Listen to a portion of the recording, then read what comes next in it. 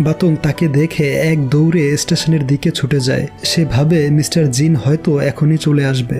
পরদিন সকালে শাও বাড়ি চলে আসে। সে বাতংকে বলে, যেদিন বাবা আমার সাথে দেখা করার জন্য স্টেশনে ছুটে এসেছিল সেদিনই ভেবে নিয়েছিলাম আমি হয়তো তাকে আর দেখতে পাবো না, আর এখন ঠিক তাই হলো।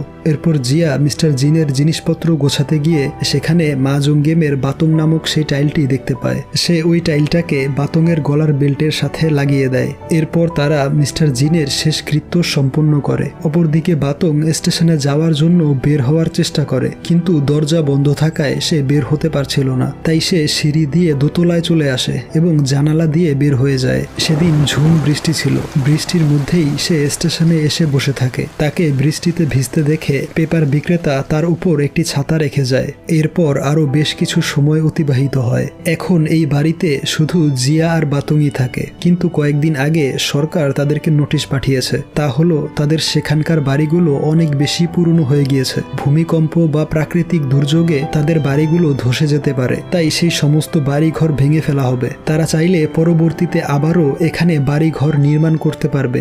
এখন জিয়াকে তার বাড়ি ছেড়ে চলে যেতে হবে। শাও ফোন করে বলে সে বেইজিংয়ে এক বিশাল ফ্ল্যাটে থাকে, তার মা তার কাছেই থাকবে। কিন্তু প্রবলেম হলো তাদের বিল্ডিংয়ে কুকুর ঢোকা নিষেধ। তাই বাতং জিয়ার মেয়ের কাছে থাকবে, আর জিয়া থাকবে তার ছেলের কাছে। পরদিন বাতংকে নিতে তার মেয়ে চলে আসে। বাতং কিছুতেই যেতে চাইছিল না, কিন্তু শেষমেশ তাকে বাধ্য হয়ে চলে যেতে হয়। এভাবে আরো কয়েক মাস কেটে যায়। বাতং এখন জিয়ার মেয়ের ফ্ল্যাটে থাকে। এখন সে মন চাইলেই আগের মতো চারদিকে ছুটে বেড়াতে পারে না। সারাদিন জানালার পাশে বসে থাকে। একদিন হঠাৎ সে দৌড়ে ঘর থেকে বেরিয়ে যায়। সে নদীর পাড়ে চলে আসে এবং কেবল কারটাকে ফলো করে দৌড়াতে থাকে। শেষ পর্যন্ত সে তাদের গ্রামে চলে আসে। এসে দেখে সবাই বাড়ি ঘর ছেড়ে চলে যাচ্ছে। এরপর সে আবারও স্টেশনে চলে আসে। তার মালিকের জন্য পথ চেয়ে বসে থাকে। গভীর রাতে বাতংকে সেখানে দেখে সেই পেপার বিক্রেতার প্রচন্ড মন খারাপ হয়। তার কিছুক্ষণ পর জিয়ার মেয়ে এবং তার হাজবেন্ড এসে বাতংকে নিয়ে যায়। বাতং সব সময়ই ঘর থেকে বেরিয়ে যেতে চাইতো, কিন্তু